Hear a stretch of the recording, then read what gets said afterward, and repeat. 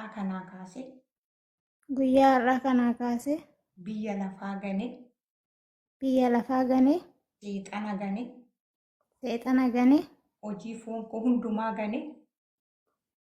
foon koo hundumaa ganee Iyyesuusin amanadha. Maqaa koo galmee du'aarraa naa haqqiiti. Galmee kee jireenya bara baraa irratti naa galmeessi. Galmee kee jireenya bara baraati irra naaf galmeessi.